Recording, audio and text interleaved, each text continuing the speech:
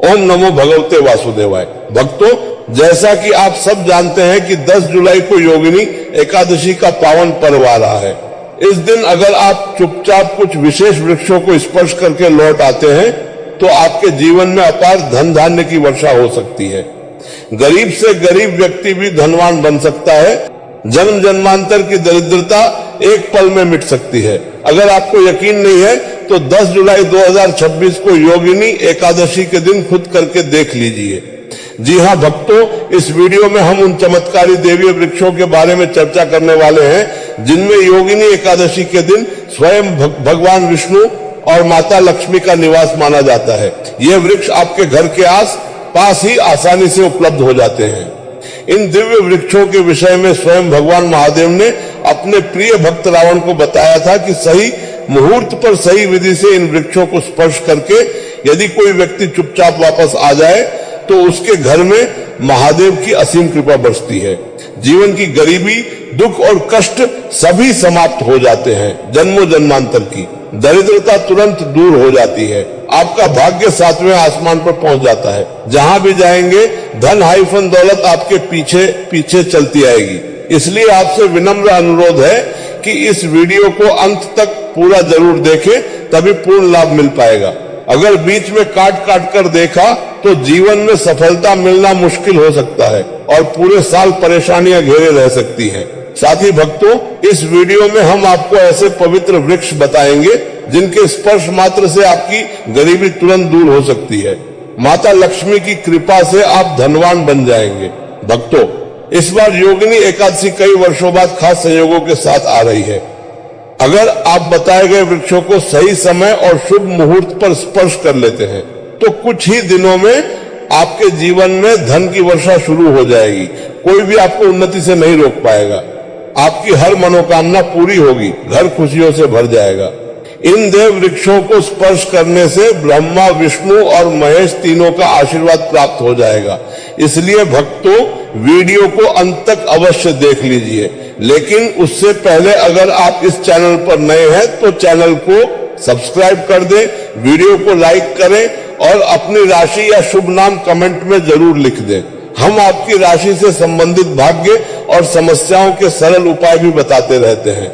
चलिए भक्तों, अब वीडियो शुरू करते हैं। हिंदू संस्कृति में अनेक पौराणिक मान्यताएं हैं जिनमें कई वृक्ष पौधों को देवीय माना गया है। ये प्रकृति के उपहार न सिर्फ पर्यावरण को संतुलित रखते हैं बल्कि जीवन की परेशानियों को भी दूर करने में सहायक होते हैं। इनकी पूजा के साथ साथ औषधीय गुण भी हैं। वेद पुराणों में इनका विस्तार से उल्लेख मिलता है। 10 जुलाई योगिनी एकादशी को इन वृक्षों को स्पर्श करने से महादेव का विशेष आशीर्वाद मिलता है जिससे समस्त कष्ट दूर हो जाते हैं। ज्योतिष मान्यताओं के अनुसार इस दिन स्वयं भोलेनाथ इन चमत्कारी पौधों पर विराजमान होते हैं। इन्हें स्पर्श करने से आपका बेड़ा पार हो सकता है और त्रिदेव का तुरंत आशीर्वाद प्राप्त होता है। फिर आपको धनवान बनने से कोई नहीं रोक सकता। सबसे पहले योगिनी एकादशी के शुभ मुहूर्त की जानकारी ले लेते हैं। पंचांग के अनुसार आषाढ़ मास की कृष्ण पक्ष की एकादशी तिथि 10 जुलाई 2026 सुबह 8:16 बजे शुरू होकर 11 जुलाई 2026 सुबह 5:22 बजे तक रहेगी। उदया तिथि के आधार पर 10 जुलाई शुक्रवार को ही योगिनी एकादशी मनाई जाएगी। भक्तों, इस दिन इन वृक्षों को किसी भी समय स्पर्श किया जा सकता है। अब ज्यादा समय न लेते हुए बताते हैं कि कौन कौन से वृक्ष हैं। हिंदू धर्म में देवी माता के कई स्वरूपों में वृक्षों को भीमा देवी का रूप माना गया है। योगिनी एकादशी पर इनका स्पर्श अत्यंत शुभ फलदायी होता है। शत्रु दोष, कर्ज दोष, गरीबी दोष सभी समाप्त हो सकते हैं। इस पावन अवसर पर कुछ विशेष देव वृक्ष हैं जो देवी के स्वरूप कहे जाते हैं। माता काली, पार्वती और लक्ष्मी जी का इनमें वास होता है। पेड़ पौधों की पूजा हमारे धर्म में अनिवार्य है।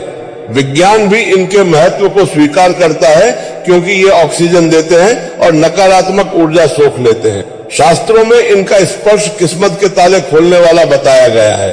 भगवान श्री कृष्ण ने गीता में कहा है कि वृक्षों में मैं पीपल हूँ। पीपल वृक्षों का राजा है। इसकी आयु सबसे अधिक होती है और पूजा में इसका विशेष महत्व है। अब जानते हैं उन वृक्षों के बारे में जिन्हें 10 जुलाई योगिनी एकादशी पर स्पर्श करना चाहिए। कमेंट में हर हर महादेव अवश्य लिखें ताकि भोलेनाथ शीघ्र प्रसन्न हो। हमारे शास्त्रों में कई कल्याणकारी वृक्ष हैं जो पर्यावरण के साथ जीवन को भी समृद्ध बनाते हैं। 10 जुलाई को इनका प्रभाव कई गुना बढ़ जाता है क्योंकि इस दिन शक्ति का संचार पूरे ब्रह्मांड में होता है। देवी स्वरूप वृक्षों को स्पर्श करने से दुख, रोग, कालसर्प दोष, मंगल दोष, शनि राहु दोष जैसे दोष तुरंत शांत हो जाते हैं। आज हम आपको 4-5 प्रमुख देव वृक्षों के बारे में बताएंगे जो सुख समृद्धि लाने में अत्यंत प्रभावी हैं। वीडियो को ध्यान से देखें, बीच में न काटें। योगिनी एकादशी पर लंबी पूजा की जरूरत नहीं, बस इन वृक्षों को सही विधि से स्पर्श करें तो गरीबी मिट सकती है।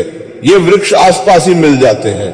वीडियो आगे बढ़ने से पहले कमेंट में हर हर महादेव लिख दे और लाइक कर दे।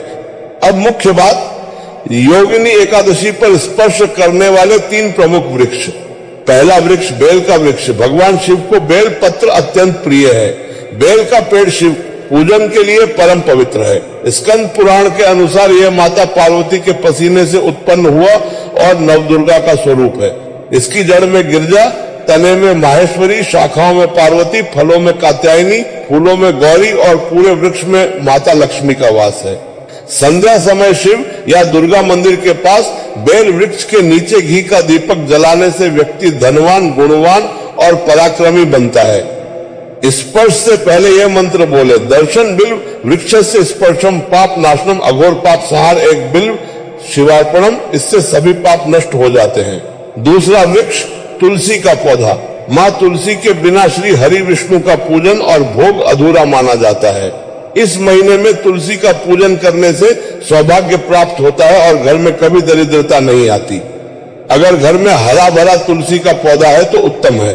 अगर सूख गया है तो विशेष उपाय करें। 7 सूखी टहनियां ले, मौली धागे से गट्ठर बनाएं, रोली चंदन का तिलक करें, मंदिर में रखें, घी का दीपक जलाएं जिसमें हल्दी डालें, फिर लाल पीले कपड़े में पोटली बनाकर मुख्य द्वार के अंदर की तरफ टांग दे। माता लक्ष्मी और विष्णु जी से प्रार्थना करें और ओम नमो भगवते वासुदेवाय नमः मंत्र 11 बार जपे। मुख्य द्वार पर चौमुखी दीपक जलाएं। इस छोटे से उपाय से रातों रात भाग्य चमक सकता है और आप महाधनी बन सकते हैं। इसके अलावा इस माह में जूते चप्पलों का दान करने से मनोकामनाएं पूरी होती हैं। भक्तों, इन उपायों को श्रद्धा से करें तो निश्चित रूप से सकारात्मक परिणाम मिलेंगे। हर हर महादेव। यह पुनर्लेखन मूल संदेश, भाव और संदर्भ को पूरी तरह बनाए रखते हुए शब्दों, वाक्य संरचना और प्रवाह को नया रूप देकर यूनिक और कॉपीराइट मुक्त बनाया गया है।